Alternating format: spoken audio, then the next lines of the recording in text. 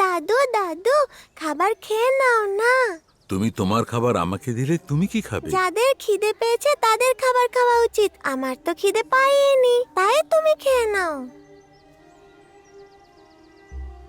এই বয়সে তুমি কত বুঝদার।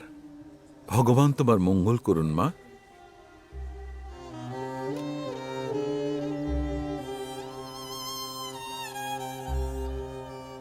দাদু, কোথায় যাচ্ছ তুমি?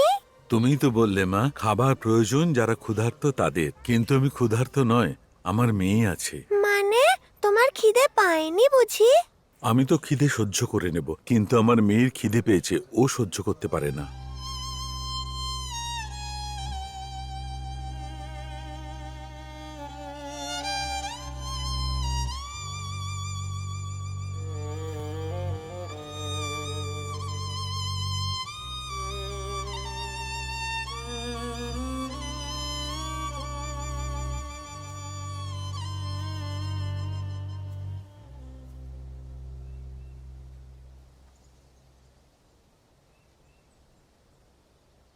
টিচার টিচার, আমার মা বাবা নেই বুঝি?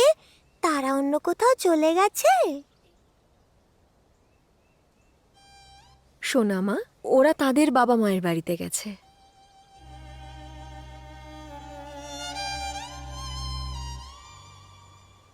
টিচার, ওরা আমার সাথে দেখা করতে কবে আসবে?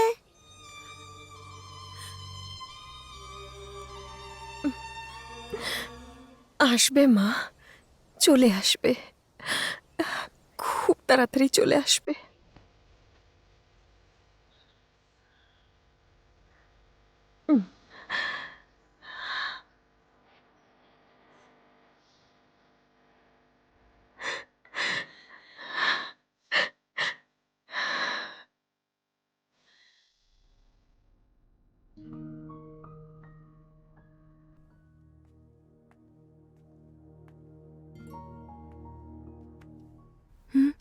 কি ভাবছিস এত? হ্যাঁ, এই জায়গাতে আসলেই আমার ভুলে যাওয়া কোনো না কোনো কথা হঠাৎ করে চোখের সামনে চলে আসে। স্মৃতিরা হয় মন খারাপ করিয়ে দেয়, নয়তো মন ভালো করে দেয়। তাই মনেও করিস না কিছু, আর ভুলে যাওয়ারও দরকার নেই। Anyways, thanks for the specs. ওই ঈশ্বর আমাকে বাবা মায়ের রূপে আপনাকে পাঠিয়েছেন। আমাকে থ্যাঙ্কস বলবেন না প্লিজ, আশীর্বাদ দিন। এই মায়ের আশীর্বাদ চিরকাল তোর সাথে থাকবে। চল এবার। আচ্ছা, এবার বলতো তুই কেমন আছিস? কাজকর্ম কেমন চলছে? ওই কম্পিউটারে কাজ করে করে আমি বোর হয়ে গেছি। টিচারের কথা ছাড়ুন, বন্ধুদের সঙ্গে দেখা করারও সময় পাই না আমি আর। মাঝে মধ্যে খুব একা মনে হয় নিজেকে আজকাল। চোখ বন্ধ করলেই স্বপ্ন এসে বিরক্ত করে, চোখ খুললেই স্মৃতিরা হাজির হয়। আমি তো বুঝতেই পারি না যে কি করব। এবার একটা কাজ কর, একটা ভালো ছেলে দেখে ভালোবেসে বিয়ে করে নে, তাহলে দেখবি সব ঠিক হয়ে গেছে। ছেলেরা তো বিয়ের নামে ভালোবাসার অভিনয় করে, আর তারপর একটা সময় ছেড়েও চলে যায়, আর তারপর তার সন্তানকেই বড় করো, আর তাকে দেখার কেউ না থাকলে তাকে অনাথ আশ্রমেই রাখতে হয়। আমার এরকম বিয়েতে কোনো ইন্টারেস্ট নেই যেখানে আমি খুশি থাকবো না। প্লিজ টিচার, আপনি আমার সাথে চলুন না।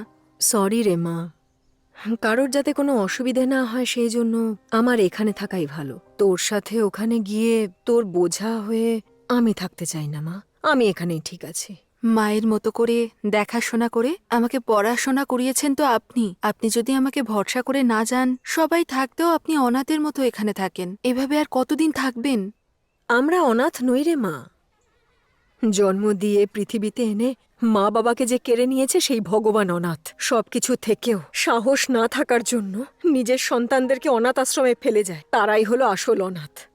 আমি এখানেই ভালো আছি মা, তোর সাথে যাওয়ার জন্য আমাকে ফোর্স করিস না মা। এই আশ্রমে যত বাচ্চা রয়েছে না, তাদের জীবনটা সুন্দর করে তোলাই আমার উদ্দেশ্য রে, আমি যেতে পারবো না। সরি টিচার, আমি তো শুধু আপনার কথাই ভাবছিলাম, এই বাচ্চাদের কথা তো ভাবিনি আমি। আপনি যদি না থাকেন তাহলে ওরা তো আবার অনাথ হয়ে পড়বে। আমার থেকেও আপনাকে বেশি ওদের প্রয়োজন। ঠিক আছে, বাই টিচার।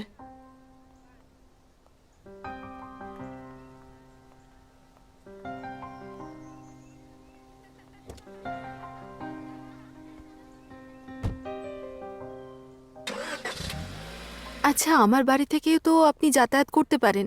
তুই যা তো এবার, কি মিটিং টিটিং আছে বলছিলি?